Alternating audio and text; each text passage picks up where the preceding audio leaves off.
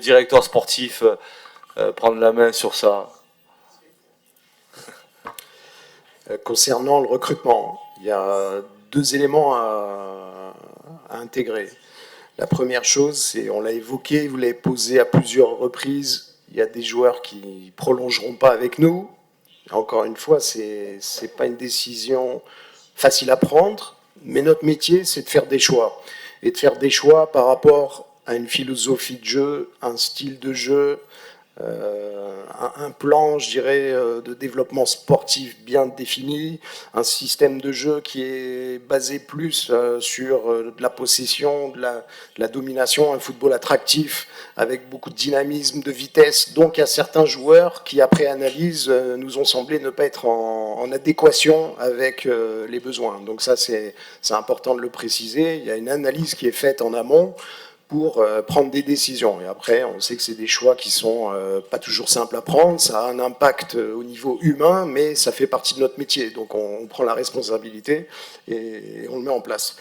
Sur le recrutement, je le disais, on a aujourd'hui une ossature de 15-16 joueurs actuels dans cet effectif. Et il y a une dizaine de joueurs qui vont nous rejoindre dans les toutes prochaines heures. Ça va commencer à partir de ce week-end, de façon à ce que le coach ait rapidement les renforts pour le début de sa préparation et de sa planification. Donc aujourd'hui, on ne peut pas annoncer de nom, mais dès que des signatures seront officielles et réalisées, bien entendu, le club communiquera sur les noms, les parcours de ces joueurs.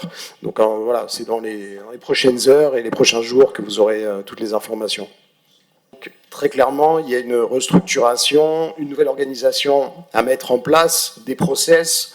Donc c'est vrai qu'il y a beaucoup d'attentes autour du club, des supporters, de l'environnement. Mais sachez que, par exemple, le recrutement, c'est une partie infime du travail qu'on accomplit. Et aujourd'hui, il y a beaucoup de travail en termes d'organisation. Il y a beaucoup de sujets à prendre à bras-le-corps. Donc c'est important aussi de le préciser.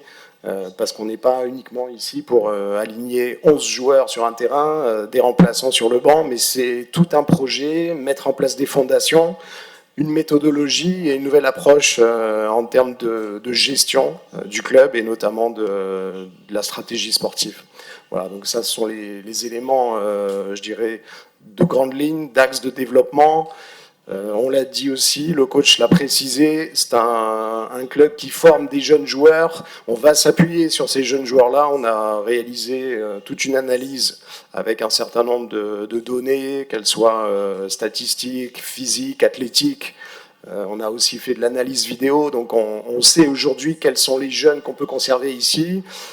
Et on va évidemment faire venir certains joueurs d'expérience qui vont venir soit du championnat, soit de l'étranger, pour apporter une vraie plus-value, une expérience du haut niveau, une exigence en termes de performance, et ça va faire progresser tous les jeunes joueurs du club.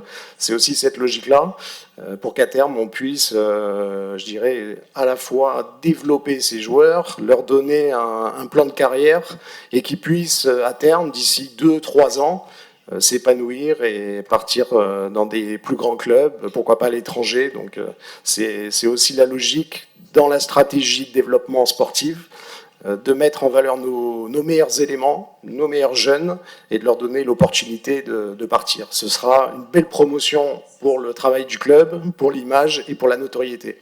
Voilà, donc ça vous donne le cadre de travail. Bien entendu, on est là pour répondre à toutes vos questions. Voilà, donc je vous remercie. Qui évolue en Botola et qui évolue également à l'étranger. On va annoncer très prochainement les premières signatures. Ce que je peux vous dire, c'est que l'objectif, c'est de trouver le meilleur équilibre avec une alchimie entre nos joueurs actuels, les jeunes joueurs et des joueurs qui vont venir de l'extérieur avec une expérience, de la maturité. Ce que j'évoquais tout à l'heure, c'est un niveau d'exigence supérieur, une culture tactique, cette capacité qui va faire que ces joueurs-là vont encadrer nos joueurs actuels, nos jeunes joueurs, les aider à progresser, et on devra trouver l'équilibre pour que la mayonnaise, entre guillemets, prenne.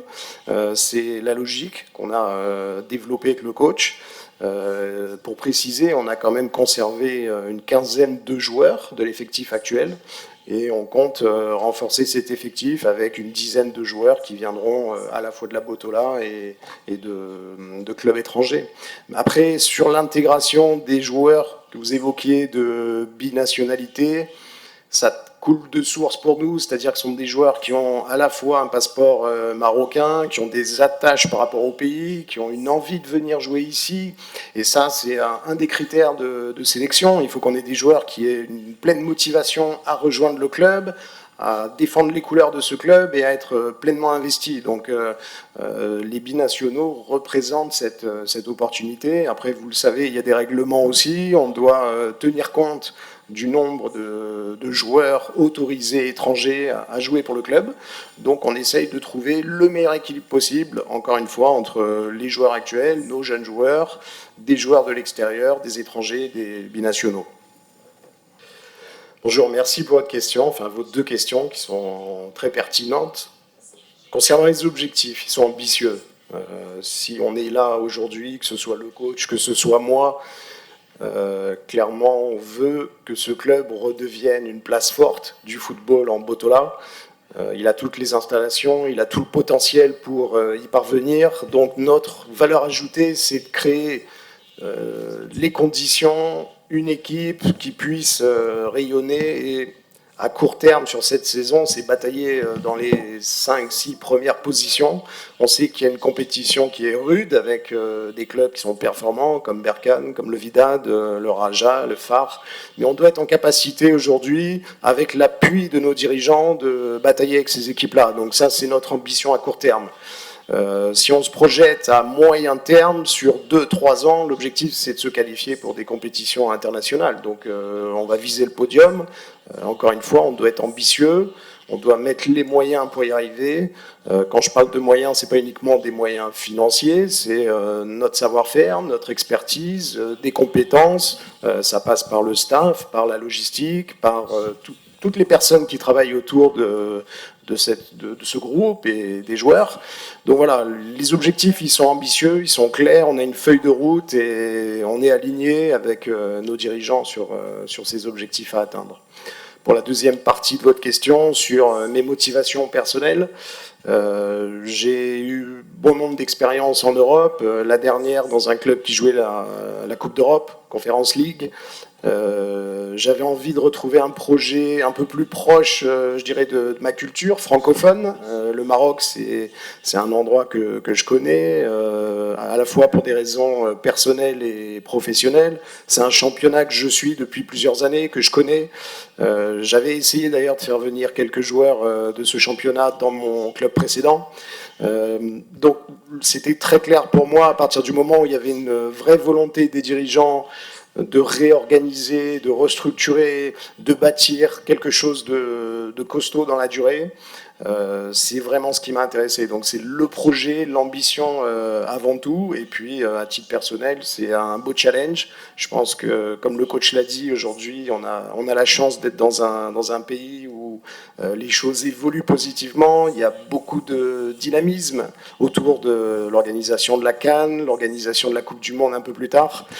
Donc je pense que c'est aussi le bon moment aujourd'hui pour continuer à apporter une pierre à l'édifice dans le développement du football marocain et qui plus est Agadir. Ok. Sur la durée des contrats, on l'a évoqué tout à l'heure, on parle de 2 ans de contrat. Vous savez, dans le football, un contrat, ça ne veut pas dire grand-chose. Ce qui compte, c'est ce qu'on met en œuvre. Aujourd'hui, on est ici parce qu'on croit dans ce projet-là et qu'on y croit à moyen et long terme. Je l'ai expliqué dans le préalable. L'objectif pour cette équipe, c'est de reconstruire, de retrouver un équilibre entre des jeunes joueurs et des joueurs qui vont apporter de l'expérience de façon à créer une ossature plus forte, capable de concurrencer les meilleurs clubs du championnat. Donc ça prend 1 an et demi, peut-être 2 ans, mais d'ici 2 ans, on estime qu'on doit être en capacité de jouer les premiers rôles. Donc il y a une projection réellement à moyen terme. Donc moyen terme pour moi, c'est 2-3 ans dans le football. Après, on sait que c'est un milieu où les choses vont vite, dans un sens comme dans l'autre, donc on ne maîtrise pas forcément tous les paramètres, Mais la réelle motivation, aujourd'hui, c'est de créer un projet sur 2 à 3 années dans lequel le club va pouvoir de nouveau rayonner et jouer les premiers rôles. Donc ça, c'est la première question. La deuxième, c'était par rapport à mon parcours personnel, professionnel. Écoutez, moi j'ai travaillé 4 années au GF38 à Grenoble en France, en Ligue 2. J'ai passé 3 années à Nottingham Forest il y a quelques années en arrière au sein de l'académie. J'ai travaillé à Omonia Nicosie 2 années de suite sur un projet qui était encore une fois très, très ambitieux puisqu'on évoluait en Coupe d'Europe. Donc j'ai envie de dire, il n'y a pas d'exemple ou de référence type dans ce milieu. On travaille toujours sur des projets à moyen, long terme. Mais voilà, après, il y a des éléments à un moment donné, il y a des événements qui font que des fois vous restez 1 an, des fois vous restez 3 ans, des fois vous restez 4. C'est le jeu, on s'adapte et ça fait partie de notre métier et de notre quotidien. Sur le troisième point, quand vous évoquez le... Conseillez votre identité concernant par rapport à l'identité de Hassan Tagadir. Ok, l'identité, on l'a évoqué tout à l'heure. Aujourd'hui, on a la volonté de s'appuyer sur les meilleurs jeunes du club. On a des jeunes aujourd'hui qui ont été identifiés, on a analysé tout leur profil. Et là, je souhaiterais faire un petit aparté, c'est que je sais que dans les médias, dans les réseaux sociaux, ces dernières semaines sont sorties des informations qui sont fausses. La réalité, c'est que on a aujourd'hui un process qui est bien défini. On a un travail en étroite collaboration avec le coach, avec son staff, sur les besoins de cet effectif. Ensuite, on soumet des propositions, des recommandations au conseil d'administration. Le conseil d'administration valide. Il y a des questions budgétaires également qu'on doit respecter. Mais en aucun cas, les membres de l'administration et des dirigeants s'immiscent dans le recrutement. Et on a pu voir des choses circuler sur ce sujet. Donc je voulais le préciser. Tout le sportif, ça se traite entre le coach et moi-même. Donc ça, il faut être très clair. Sur l'identité, j'y reviens. Donc on a des jeunes joueurs aujourd'hui qui ont un fort potentiel, mais qui ont souffert très clairement sur la saison dernière, les 2 dernières saisons. Il y a encore beaucoup de travail à faire avec eux. Et ce travail il va être effectué au contact de joueurs plus expérimentés. Ça ne veut pas dire qu'on va faire une révolution, qu'on va gommer l'ADN ou l'image du club. En aucun cas. On souhaite vraiment former, développer des joueurs issus de la formation du USA. Et encore une fois, si dans 2 ans ou 3 ans, on est en capacité de vendre 2, 3, 4, 5 joueurs issus de la formation dans des plus grands clubs, que ce soit en Botola ou à l'étranger, on aura réussi et on aura montré une belle image du club. Et je reviens finalement à ce que je disais au tout début, c'est que une des composantes importantes de ce projet, c'est de donner une nouvelle notoriété, une nouvelle image au club. Ça, c'est primordial. Il faut que le club soit reconnu pour son travail, tant sur son marché domestique, local, mais également à l'étranger. Et c'est pour ça qu'aujourd'hui, on est là. Moi, je viens de France. Amir est français, mais il a une double culture française et africaine. Et c'est cette mixité qui fait que derrière, on va pouvoir créer quelque chose de fort et de costaud. Le message, il est simple. C'est-à-dire qu'aujourd'hui, je mesure le niveau d'attente, d'exigence des supporters, de l'environnement. Et c'est aussi ce qui nous anime au quotidien, c'est-à-dire qu'on a envie de faire plaisir au public, on a envie de redonner de la joie de vivre.